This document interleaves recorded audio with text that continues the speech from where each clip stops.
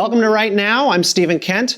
Hostility to government interference in the private sector, communications business in general, is an attitude which has defined the American right, at least since the Reagan years. Regulation, meddling, and just lawmaking in general that impacts business interests is sort of taboo.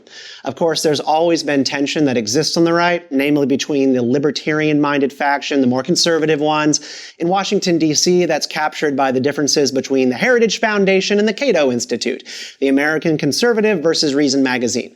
The shared concern is tyrannical government and the shrinking of individual liberty. The split is over whether or not you can use government power to shape public life and the discourse to protect rights. In this republic, the government is ordered in such a way that its purpose is to protect rights, which pre-exist all of this. It doesn't create rights or bestow them, it secures rights. At least that's the theory. Roe v. Wade is a pretty obvious challenge to that, in my opinion. But if we have a natural right to freedom of speech, assembly, and association, are those things just erased because you said yes to Facebook's terms of service or Twitter's? When Facebook is the most supercharged tool that we've ever seen, that mankind has ever invented, to organize and gather across zip codes and time zones to coordinate on political matters and organize ourselves to protest, rally, march, or whatever. Why are we allowing Mark Zuckerberg and all the people like him of the world and all of their busybody, entry-level staffers to be the deciders of who gets to speak and what is truth? I've got a great guest on here today to talk about that. I'm joined at the table by Robby Soave. He's a senior editor at Reason and author of the forthcoming book, Tech Panic. It's your second one, Robby. Congratulations. Thanks so much. How was writing the second one versus the first? I think the process was a little bit more difficult this time, probably just because of the stress of the pandemic.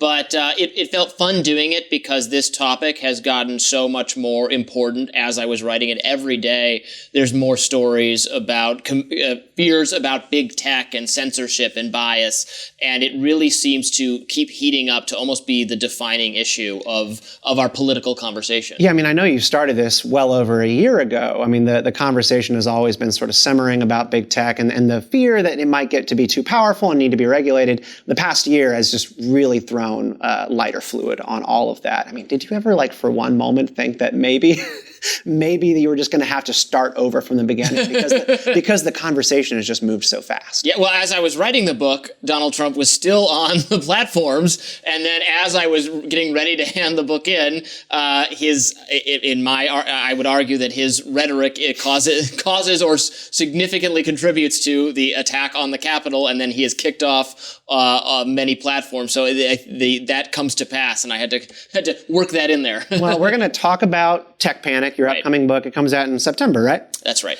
And I'm excited to get into it, but I didn't want to let you off the hook too easy in hawking your book, so I brought on somebody to sort of back up the other side of the argument and discuss this with you a little bit more. We're joined out in California by our friend Nate Hochman, Claremont Institute, a former member of Young Voices and a friend. It's nice to have you with us, Nate. Yeah, it's great to be with you guys. Thanks for having me. Yeah, absolutely. Now, before we begin and dive into it, just want to, for all of you out there who are just tuning in, if you are watching and you are joining us for the first time, please do subscribe. You can find us on YouTube and any of your podcatchers, and on social media, just search Rightly AJ, give us a follow, and then stay in tune for all of the upcoming episodes. New episodes of this show come out every Thursday, and we've now got Gothix as part of our family here at Rightly. She's an awesome video creator on YouTube, and she's doing a series on cancel culture. You like cancel culture, Robby. I like writing about cancel culture. I'm very much against cancel culture. Young Radicals in the Age of Trump. That's Robby's first book. But all right, let's dig into it here on Big Tech. Robby, what is the premise of your book, Tech Panic? Sure. The premise of the book is that while I know there are all these people on the left and increasingly on the right who are very interested in regulating social media for a variety of reasons, everything to the addictiveness of smartphones to perceptions of political bias and censorship on the platforms, often political bias and censorship directed against conservatives. That's why Republicans want to do something. The premise of my book is simple. We should not do that. That's wrong. Not to say that there aren't problems with social media. I've written frequently for Reason and other places about a lot of individual content moderation decisions that I think were wrongly handled. But the solution, regulation, is not a solution at all. It will make the problem worse. The worst fears would come to pass if legislation handed more power over the government to set these companies' policies for them, to empower bureaucrats to investigate them. I mean, already we've had the heads of these companies called before Congress, I don't know how many times, and asked just ridiculously insulting questions that have nothing to do with how their platforms work. I mean, the government has no idea how to regulate social media. It doesn't even understand social media. But the federal bureaucrats who would actually do the investigating and the regulating are more hostile to conservative ideas than Mark Zuckerberg or Jack Dorsey. You would empower the worst sort of people to make things even worse for conservative speech. So that's my argument. Principles, I think principles dictate that we shouldn't do this. You talked about how being pro free market against government intervention has been a long held Republican belief. So to violate that, I think you have to say we have to do it because these are compelling practical reasons we have to do it. I think those reasons don't hold up at all. You're embracing modernity too much. I mean, the long held conservative belief thing, I think, goes back to Reagan. Yeah, I mean, the pivot point is Reagan. It's like, is this the guy who defines all of conservatism? It's hundreds of years old as an idea. I want to hand it off to Nate. Like, Nate, are you panicking? Are you panicking about big tech, as suggests Robby's book title? Well, I'm concerned about big tech. And I mean, I think Robby and I have talked about this a little bit before offline. I think Robby agrees that there are issues with tech that need to be addressed. We just might disagree specifically about the prescriptions for that. So to be clear, I agree with my libertarian friends that there are a lot of ways to regulate big tech that would be incredibly foolish and would empower the worst kind of bureaucrats who have no idea what they're talking about in ways that would almost certainly redound to the harm of conservatives and the conservatives who are worried about tech censorship. On principle, however, I think what I and a lot of my conservative friends who are interested in amending Section 230 are interested in is saying that Section 230 is a set of special protections that are given to tech companies. It's not a free market. Tech companies are benefiting from specific targeted liability protections. And it's entirely reasonable for the government to say, if you're benefiting from those liability protections, we should expect you to abide by certain codes of conduct, right? You know, not deplatforming entire ideologies that you disagree with, for one, is the one that we're talking about right now, right? So I'm not talking about intervening in the market in a market that's completely free and regulating or breaking up tech companies necessarily. We're saying if you enjoy these specific protections, then you should abide by a certain set of ground rules. And that's something that conservatives have traditionally been perfectly happy to do. And it's only in recent decades that we've decided that that's somehow unacceptable. Right. And so with Section 230 law, one of the dividing lines is whether or not you are a certain kind of company, right? So there's like a communications company and then there's publishers, right? Do I have that correct? And part of the debate about social media companies is which one they actually fall into. I would say that's a little bit of a misunderstanding, actually, about Section 230. It really it doesn't separate platforms from publishers at all. It says that online services are the person who actually writes the statement on social media it can be held liable for it, not the platform. And it doesn't matter if the platform makes other editorial decisions or controls. Now, I will agree with Nate that you can call it a special protection if you want. You're right. If this is not part of the First Amendment, if they want to get rid of it, they can. I don't think there's anything in the universe that says Section 230 has to exist. Mm-hmm. I think purely on practical grounds, the result of getting rid of it would be less conservative speech online, because the more liability you expose Facebook and Twitter to, the more likely they are to actually take down provocative right-wing speech. They might actually have to limit your ability to post at will if they could be sued for everything. I think part of the thing that annoys me about this whole discourse is one of the things that you're mentioning here is like conservatives kind of stand to lose in the case that we actually like change the way that social media companies are regulated and start treating them as publishers. There's the idea that yes, there will be less conservative speech online. I think that's true. And just using that as the logic for like what is going to be good for the country as a whole maybe misses the point to just like our news ecosystem is out of control. The social media climate is so rabid and extreme. Like maybe everybody needs to be losing a little bit more and have us dragged back to center. I mean, that's certainly what the left thinks, which is why it's so interesting and why I think Republicans are wrong to be looking for regulatory solutions. The broadly speaking, taking the viewpoint, I don't think Nate would disagree with this, of the progressive Democrats, is that there's far too much crazy misinformation online, and we must punish these companies either by revoking Section 230, which is something that Elizabeth Warren and Joe Biden support, or breaking them up entirely, which is something Elizabeth Warren and Bernie Sanders support. Destroy these companies for their role in supporting conservative speech. That's what progressives are saying, and Republicans seem to be kind of saying, like, yeah, well, we should do that, but not for that reason. But we're kind of going to think about doing that, and it makes no sense to me. Nate? I think that's a little bit of a misunderstanding. There's certainly, like I said, there are plenty of Republicans and conservatives who have ideas on tech that I think are eminently silly. And I think the practical objections that you hear from a lot of libertarians are correct. The most intelligent conservatives and Republicans who are talking about this are talking about amending Section 230, which I think is the best way forward. I agree, repealing Section 230, the first order effects of that would probably redound to the harm of conservatives on a lot of these platforms.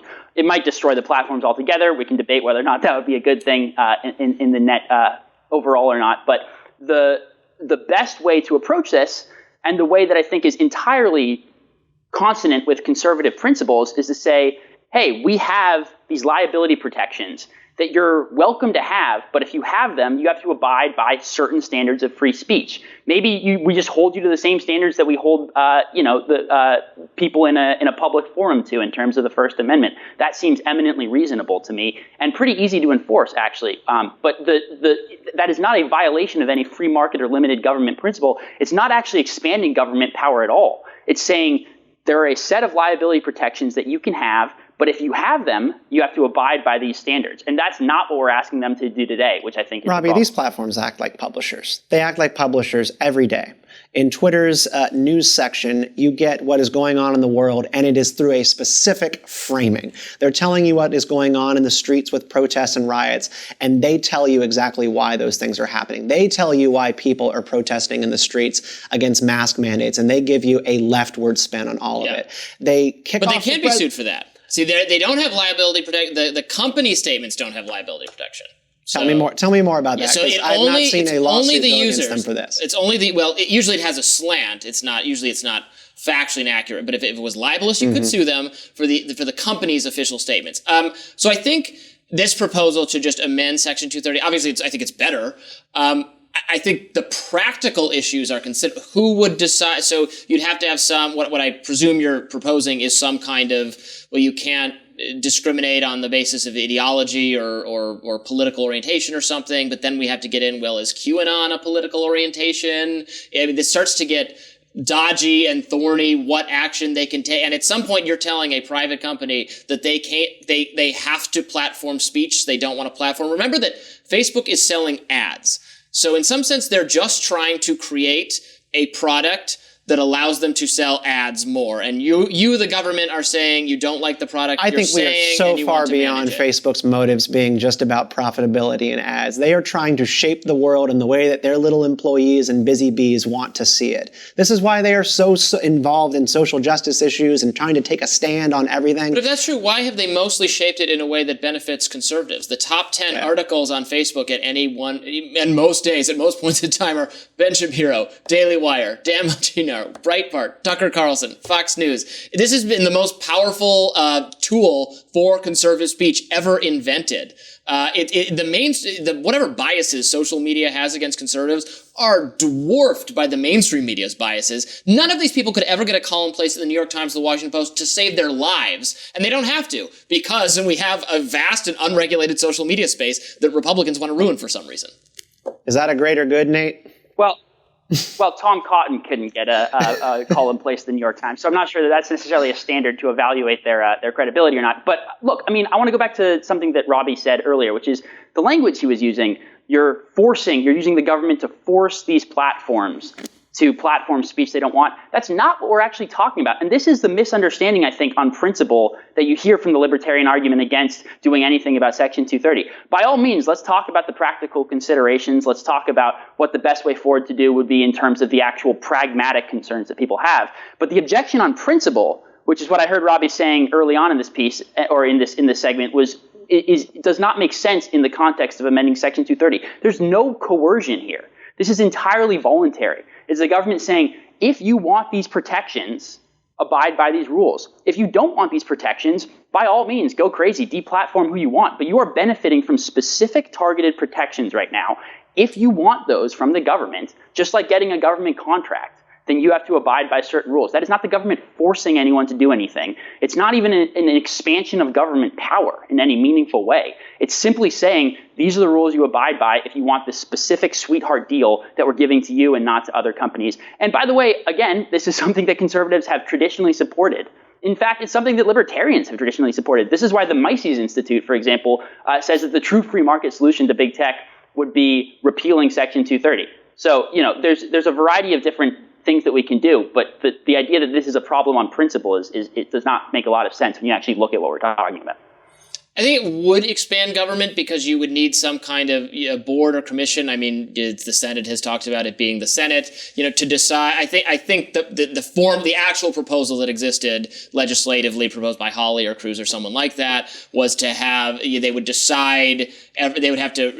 The social media companies would have to reapply for Section 230 protection and demonstrate that they haven't engaged in this kind of bias, and then there would be an approval process. And it seems to me like that would be growing the government and would also create horrible opportunity. I mean, it would cause Facebook to lobby the government in even more aggressive ways. It could tend to benefit better connected companies. I think there are considerable practical limitations with this proposal. Okay, I agree with you about the point you just said that it's not coercion per se. I still wonder if a court might find that the government saying you can only have this kind of liability protection if you platform this speech.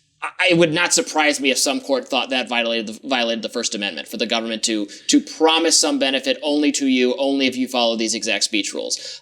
Also, I mean, again, the liability would just be ruinous for these companies. Maybe you think it's fair if they suffer. I would actually tend to, if you want to make it fair and you want to say why other publishers are subject to libel, I would actually be for kind of just fixing this the other way. I think the less people get to sue other people for saying wrong things, the better. It's a gift to actually getting rid of Section 230 would be the greatest gift to trial attorneys that ever existed. By the way, so I would almost want to fix it the other way. I don't think everyone rushing to sue each other all the time is a great way to handle things. And Robby, I was reading one of the previews of your book, and you talk about the idea of censorship. And you mention, and tell me if I got this wrong, that what you see happening on Facebook and on Twitter with the companies blocking people from the platforms, kicking people off, silencing everyday people for having wrong think or opinions or saying the wrong thing about vaccines or masks does not meet the metric of censorship. Why is that? Because that seems to go right over my head in terms of logic. You are literally censoring people's ability to speak and setting these guidelines that were not in the terms of service. It's like a moving bar every time. I mean, it's censorship in a metaphorical sense. If we're using literal language that only the government can engage in censorship, I think is the technical definition of censorship. We can still use it, call it censorship informally. I think at that point it starts to get into the argument over whether the January 6th attack was a riot or an insurrection. Whatever. It was a really bad thing. It is bad. I've criticized it all the time. The two that stand out most recently is Facebook and Twitter's treatment of the Hunter Biden New York Post story was abominable. I mean, Twitter actually apologized. They agree it was really that they got that really wrong. That's good they apologize, Robby, but I feel like your position on this is always thank you, sir, may I have another, in terms of big tech overstepping what they say they believe in and completely betraying free speech principles again and again and again against powerful people and everyday people. And it's never enough for libertarians to be you know what, maybe there is a problem here and a threat to our society and our ability to speak freely and associate with each other. But I think our society is threatened by the New York Post publishing articles that are wrong, garbage, lies all the time. And I don't think the solution is to impose some insane liability burden on the New York Times or break it up or regulate. I mean, these are media. As a libertarian, my role is to criticize these companies, and I do it all the time. But there's no part of me that goes, and maybe I would feel differently if I thought exposing these companies to crippling liability would be better for someone I support or something. I'm just so unpersuaded by that argument that it's very easy for me to default to principle because I don't think what you're saying would make things better.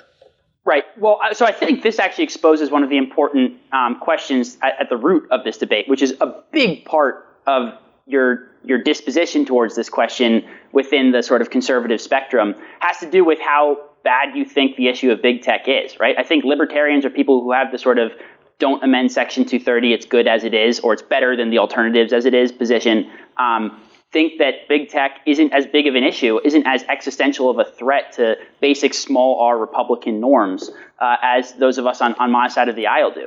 I think that the libertarians, the people who have the sort of Cato Institute view on this, haven't really thought about this adequately in terms of the big picture, which is what kind of country do we want to live in? Do we want to live in a country where our entire public square is mediated through a few specific companies that clearly have an ideological bias and get to decide what gets to be said and what doesn't get to be said, to the point where they're actually capable potentially of swaying elections? I mean, this is up for debate, but if you look at how close the 2020 election was, it's not unreasonable to suggest that Twitter suppressing the New York Post story about Hunter Biden actually might have swung the election for Joe Biden, and Donald Trump would be president if it weren't for Twitter. So they can apologize for that. I'm happy they apologized. But the fact is they're still having an enormously outsized effect on how our government works and who our government works for. And that, to me, should be a question that makes us go back to first principles and really think about how to apply those creatively in the moment, rather than sort of mouthing the same bromides about, Section 230 being good as it is, because it is actually a question of the survival of political liberty in the 21st century in America. I think the idea that Twitter is responsible for the outcome of the election is as farcical and ridiculous as the assertion that Facebook was responsible for Trump's win in 2016, which is what Democrats said. It was hilarious, and I thought, their obsession with Facebook as the worst thing ever, and Facebook gave us Donald Trump because like a couple Russian accounts ran ads, maybe sort of sometimes. That was totally ridiculous, and conservatives saw it as totally ridiculous. And then in the next election cycle, those sore losers said the exact same thing. We love to blame the newest technology because it's new and exciting and we don't understand it. Existential panic, always for the new thing, never for the old thing. Doesn't matter that cable news is a 24-hour disinformation network in favor of Trump or against it, depending on which channel you're choosing. Radio's the same. Every new media thing creates panic. Oh my God, our world is thrown into chaos. Actually, for my book, I found examples of like editorials in mainstream newspapers against the radio during its invention, because they were worried about, because people wouldn't be reading newspapers anymore. So they had every incentive to drum up this moral panic against radio. Well, I think that's important. So let's talk about first principles and history here, because Nate, I got a preview of one of your articles coming out here on the history of the Fairness Doctrine and sort of splits between the conservative and libertarian movement on that issue. So yeah, like radio comes along, and at some point, 1946, you end up with the Fairness Doctrine because there's concern about these big media companies which are going to have a outsized impact on controlling the discourse, the public square, and they're going to do it in like a Wild West kind of environment. And so you get the Fairness Doctrine, and you have to basically have fairness. You have to split things between both sides, present both points of view to keep your licenses to be on air. This is kept in place and supported by a lot of the conservative establishment up until Reagan. Reagan has libertarians whispering in his ear, and then he scraps the entire thing, much to the much to the dislike of conservatives in the establishment, because this was the kind of thing that had given them protection for so long to be in the mainstream media discourse at all. Phyllis Schlafly credited her ability to actually campaign against the ERA to the Fairness Doctrine, even though she was only able to be on air just a little bit. The only person who liked it was Rush Limbaugh, and then Fox News. And then, you know what? We have a horrible media ecosystem. The entire media ecosystem is based on choose your own adventure, aka choose your own reality. And I don't believe that anything has been better since the Fairness Doctrine went away. Like, the media system is awful. Truth is in the trash can. I mean, there's been a widespread proliferation of conservative content. I mean, there's more as a right-wing person. But that's not the ultimate good. The spread of conservative propaganda versus liberal propaganda does not mean it's good. Well, now who's the censor? Now you're saying we should confine it to just one or two. There's only two political alternatives, and they should have equal time, and we're going to be in charge of saying what they're allowed to say, and they're not going to venture outside that. I think the consent, the the boring consensus that endured for the latter half of the 20th century that gave us the Great Society and the Vietnam War and all that. I mean, there's like lots of bad policy was made in that. I'm not sure. Maybe our media ecosystem was less celebrity driven, like reality TV, and better in that way. But I'm not sure. I don't think people were necessarily better informed. Yeah, Nate, I think exactly what he's getting to is like we have more access to dissident viewpoints than ever. Like we can really hear from the far ends of both sides right now in an unmoderated way, which is good. Like you don't want CBS and ABC News to have the final word on what is fact because they had a conservative on for 5 minutes to offer the other point of view. Overthrow Dan Rather. That's my right, and like that's how you get that kind of stuff. But I keep going back to like what is actually been good for our body politic and our civics, and I feel like drinking from the fountain of polarized media and saying that we are free is going to make us less free in the long run. I want to give Nate the floor here. No, I agree. And I mean, this I think gets to Robby's point earlier about how there's always existential panic about new forms of media communication. There are a lot of differences between big tech, but one of them is that the existential panic over something like radio actually resulted in a regulation that dealt with the adverse effects of radio and got people like Father John Coughlin off of the air, called the Fairness Doctrine. It was supported by Pat Buchanan, Newt Gingrich, the NRA, Phyllis Schlafly, a lot of different Republicans and famous conservative politicians and figures and commentators until it was repealed by Ronald Reagan. And it was upheld as not violating the First Amendment in court. So to Robby's earlier point as well about how a court wouldn't uphold an amendment to Section 230 on First Amendment grounds. We've actually dealt with this in the past in terms of jurisprudence around media regulation. It's been upheld as constitutional. So the difference now is that this really is the Wild West for the first time since the invention of modern media communications in tech. And we have a really vocal portion of the conservative movement that is resisting things that were seen as common sense by conservatives just a generation or two ago, which is the source, I think, of a lot of our problems with media today. I do agree. Obviously, the Supreme Court did approve of that regime earlier. Yeah, and so this is National Broadcasting Corporation versus United States, and also Red Lion Broadcasting Corp. Today's Supreme Court is really pro-free speech in a libertarian sense, and I think you might very well get a different outcome this time. I mean, is that good, though? Is that really good? It is good. I want to stop the government from setting rules on what you're allowed to say, which occasionally means that there's some lower private authority who is getting to tell you what to say. But I think that actually benefits the exact kind of it actually benefits the political point of view that Nate represents, that is has made Trumpism possible and successful for 4 years and could again.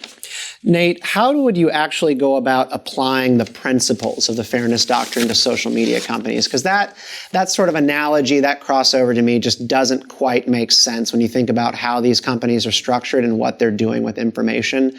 I get that, like, you aren't arguing that the Fairness Doctrine needs to be revived and reapplied necessarily, but you need to take those ideas. What do you do, and how do you extract the right idea from that to apply it to this?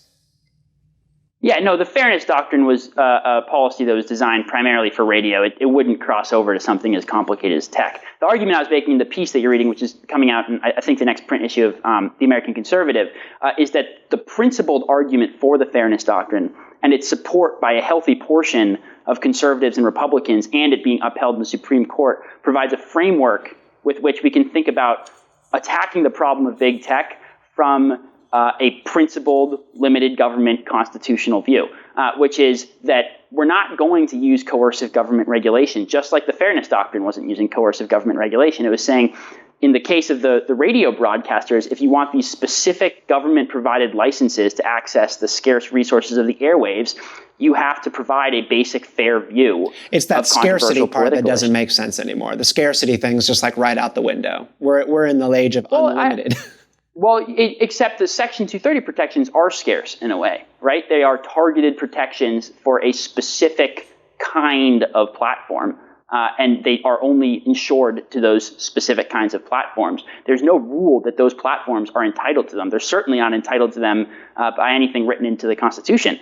That is a positive provision given to them by the government. And the libertarian position is that the government shouldn't ask for anything in return. It should be absolutely neutral, which to me doesn't make any sense. The government should be saying, if you get these protections, you should be acting broadly in the interests of the American people. That actually isn't a big government position at all. It's just saying government policy should be good for America. And that's the part of the libertarian argument that I'm confused about. Well, I know conservatives don't like when libertarians make slippery slope arguments, but what if all of a sudden Democrats grow their power or their structural power in the U.S. government and they tweak your revision to be no social media platform will enjoy liability protection if it platforms right-wing disinformation or if it engages in anti-vaccine. I mean, already this is what the Democrats are trying to do. We had last week or the week before, we had the White House press secretary talking about specific accounts she wants Facebook to take down. They are making this major push on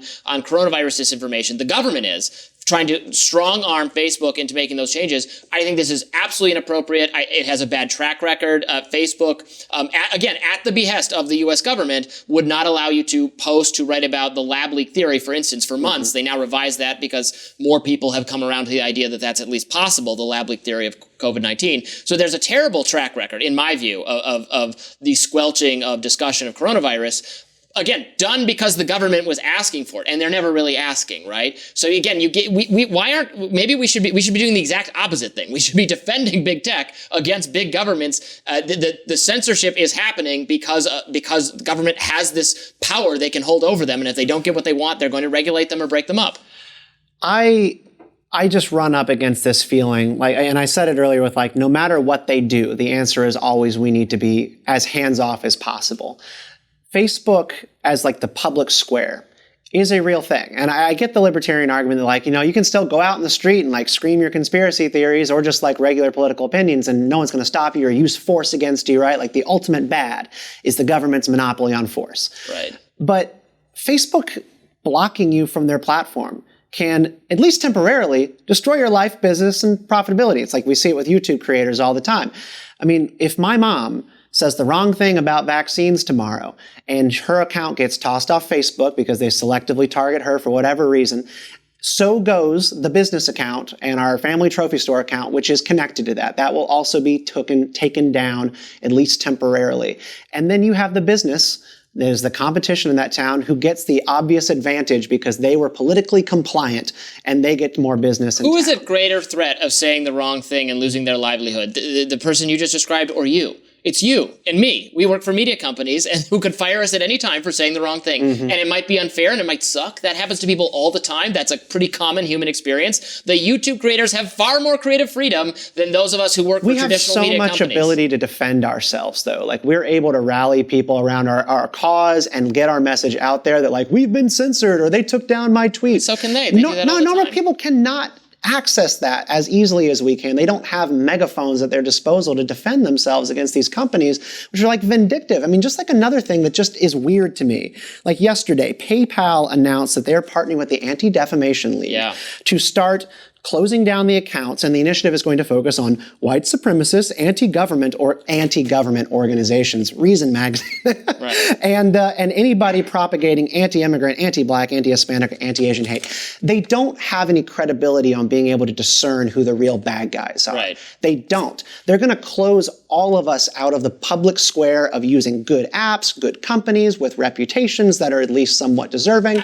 I disagree with that. I think that's a terrible move. No, I disagree with what they're doing. Mostly because I don't like the Anti-Defamation League, and they said they're going to share the results with law enforcement. Yeah, but these are the companies that big tech companies go to partner with. They go to partner with the ADLs of the world because they like them. It doesn't matter if you do, but they do. And they're going to keep doing partnerships with them. There are schools now doing partnerships with the ADL. I think we talked about that last time. Right. Their power is ascendant. They are not credible or defenders of freedom, but they're the people with the access. We are not. We're going to be on the outs. Right, but going after big tech is going after the last link in that chain. You're right that they're cultural wokeism, whatever you want to call it, is something I've been just as critical of as the other people in this discussion.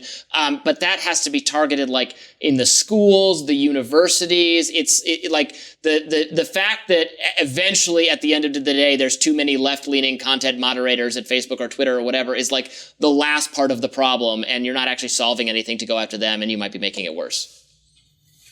Well, it's not. It's not, though. It's actually, I mean, what we're talking about fundamentally is the enormous unchecked power of these companies where, Google might literally be more powerful than the U.S. government at this point. There is, if you look at what happened to someone like Donald Trump, right? If you look at how he disappeared from the public square after getting deplatformed, that is an enormous unchecked amount of power in that concentrated hands of a very few small amount of people who have no accountability to the rest of us, who now have an enormous amount of political power over the actual conduct of American democracy. So I don't Robby, feel like Donald Trump has disappeared from the public square, just for the record. His voice absolutely has. I mean, the only way that he can communicate through people is through press releases, read by Sean Hannity on Fox News. And he packs out stadiums. Much less powerful. Right, he's doing that again. He's still far less powerful in terms of his power to control the day-to-day conversation in American politics than he was when he had access to Facebook and Twitter. But the overall question that I have for Robby is you say you disagree with PayPal, partnering with ADL. You say you disagree with Twitter censoring the New York Post story about Hunter Biden. You can disagree with all these things, but at what point does it actually reach a limit where you say this is unacceptable? This is no longer something that we as a sovereign nation can accept, right? At what point, does the constriction of access to the public square become so significant where, again, another example, someone like Milo Yiannopoulos disappeared off of the face of the earth. Now, I am not going to defend the things that Milo Yiannopoulos said. He's a clown, right? But that amount of power to completely make someone disappear, to literally unperson them, is unheard of, as far as I know, in American history. So at what point do we actually say that's enough? This is fundamentally a threat to Republican government as we've traditionally understood it, rather than just saying, well, I disagree, but the government shouldn't do anything. Well, I disagree, but we shouldn't do anything. Like, at what point do we actually say, no, this actually is an existential threat to the way that America has always understood itself? It's when Facebook starts developing battle drones. It's like with you guys. Well, I mean, yeah, that's a line. No, like with reason, like it's all about there's no force involved, and so it's like, all right. So at what point do they have to start making robots that are going to start patrolling their blocks to us? Be like, this is a little bit dangerous to being in a free society. I just want to gently point out that you keep saying, well, it's the public square, it's the new public square. There are rules on the public square too. And Donald Trump arguably broke them. So I don't know that I think he should be banned from Facebook for all time, but he engaged in speech that was very reckless, not just by the standards of social media, but by any standard for speech that inspired and caused people to smash all the windows of the Capitol building, and people died, and it was really bad. And you know what? If you're on a train and a train is a public service, you start saying crazy things, they're going to throw you off the train. I've seen it happen. So we can't fall back on this anything goes in any public space, so they should be treated like that. You know what? There are rules. There are rules there too. He broke them. Right. That's how it goes. But again, that's not what anyone's arguing. The fundamental question is about the power concentrated in the hands of people who get to make those rules and how they exercise it, and the fact that they now have a long pattern and track record of exercising that power in ways that are arbitrary, applying those rules unevenly, applying them specifically to go after people that they disagree with ideologically. We have example after example of that. The Hunter Biden New York Post story is one of many, right? So the Trump, the Trump example is one that we can certainly debate, but it's not just about Trump. It's about the fact that we know that this unchecked power in the hands of a small group of ideological actors has been used to crush people that we would all agree don't deserve to get booted out of the public square. And we know that they're going to continue to do it unless we actually stand up and do something about it. Yeah, the thing that, Nate, earlier you were talking about Donald Trump has been sort of removed from the public square and that he has significantly less power over the conversation in this country than he did before. And I kind of cringed when you said power over the conversation, because that went very badly, I thought, when he had power over all of the discourse in this country. I don't love the idea of, I don't love the idea of people like Donald Trump who have these just weird, obvious authoritarian instincts being able to use whatever means they have on social media to start rallying people up, even if it obviously breaks some of the basic terms of service for those platforms. On the other hand, it's a republic if you can keep it, not if Mark Zuckerberg can. And I get the frustration. Nobody signed off on these people being the people who defend democracy. That's not the way this is supposed to work. It's for us to do or nobody. I mean, but their instinct was to keep him on the platform for as long as possible, out of a sort of free speech, civil society kind of idea that it was better for people to see his speech. They kept with that for a long time, even though I think he tweeted a lot of things that were very much, you could argue, were over the lines of terms of service, and they held out till the very end. So you say our speech is not safe in their hands, and right, again, we can say things that they did wrong, but I don't see it as an existential threat, given how they handled things in the Trump years. Again, right. So it's not fundamentally about what Trump did or didn't do. Even if we ceded the point that Trump, violated their terms of service, when did we decide that the Facebook terms of service are the terms of service that we're going to abide by in terms of our actual political conversation and the rules that are, governing our political conversation? And on top of that, when did we decide that those rules of service get to be decided, arbitrated, and applied by a group of people who we know aren't going to apply them equally or fairly in the same way that ideally a Supreme Court justice would, although that's, a controversial proposition in and of itself.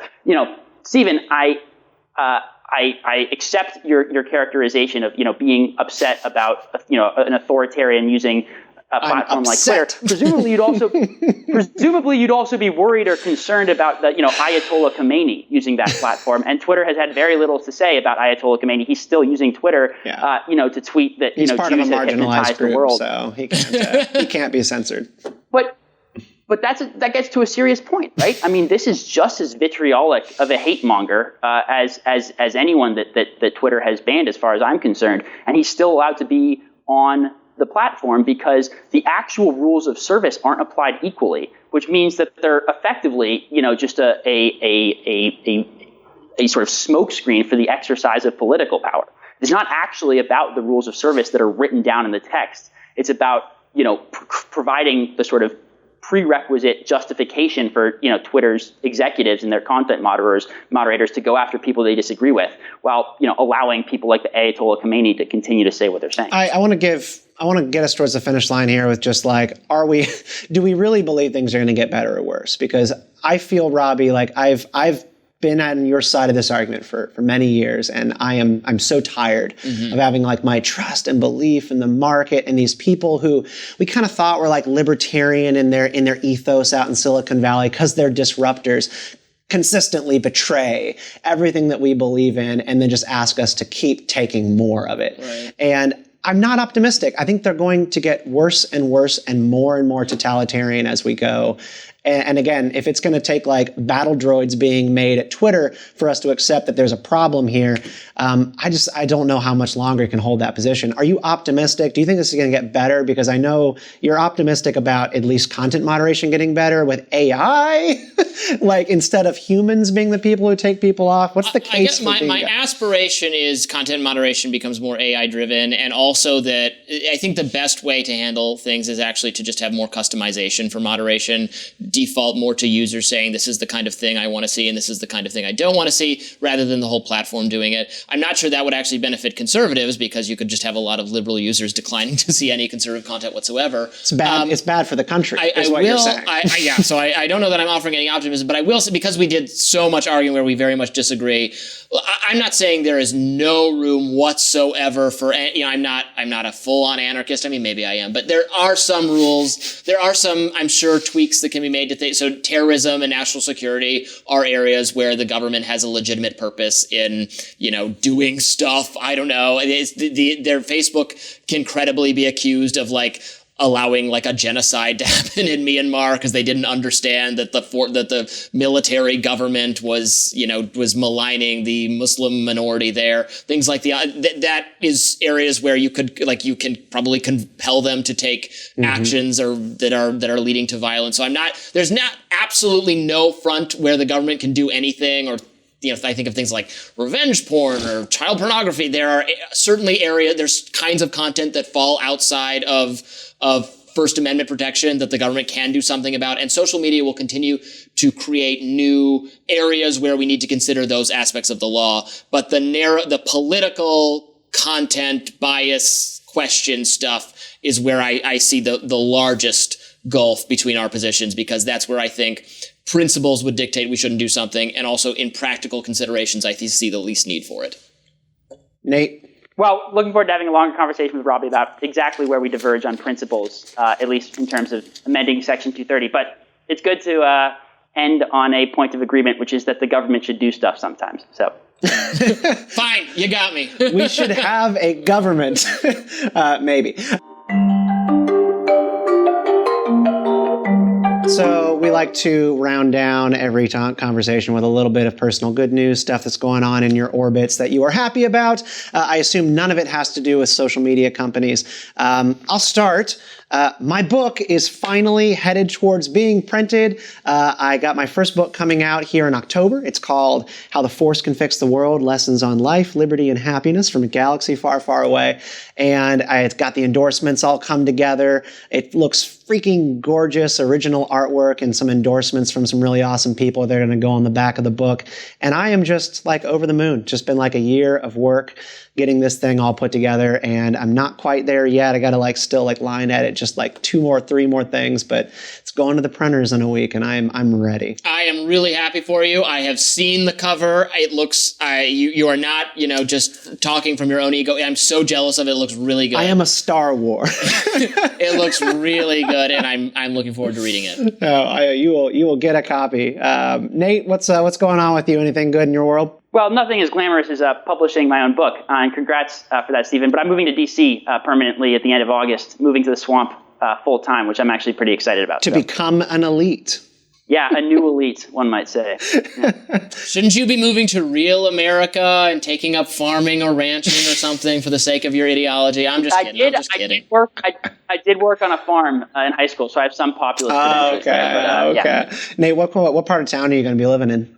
Navy Yard, which I hear is the Republican part of DC, which means it's 14%. It's like the condos and the brand new townhouses. That's definitely true. That's definitely true. Yeah, the elites are coming to Navy Yard. All right. Robby, what's up? I was just in Freedom Fest with you. It's a libertarian gathering, usually in Las Vegas. That was fun. In South Dakota. We had a great time celebrating the ability to do things with friends again, an ability we should never, ever, ever, ever, ever let the government take away from us. So they're about to. I'm pretty sure as we're speaking, they are plotting making us wear masks in our house with our children. Resist. Oh boy. All right. Y'all, thank you so much for this conversation. This is the important animating subject of the day, and we're going to have to do it more here in the weeks ahead, months ahead, because your book comes out in September, right? Mm-hmm. Tech Panic. What's the subtitle of the book? Why We Shouldn't Be Afraid of Facebook and the Future. I'm afraid. All right. Robby, Soave, Nate Hochman, thank you guys so much. All right. That's it for this edition of Right Now. Thank you for watching, listening, and or subscribing. We have a new episode for you every Thursday, along with a new weekly video from Gothics, as well as a new newsletter. Lots of new things. It's called Unfettered, and that is ready for you to be getting in your inbox. It's got fun details on the making of each show and some personal stuff from yours truly. So check it out. There's a link in the info section for this episode below on your podcast or on YouTube. We will see you soon. And do remember, always ask why, stay out of line, and be a bug in the system. We'll see you next week.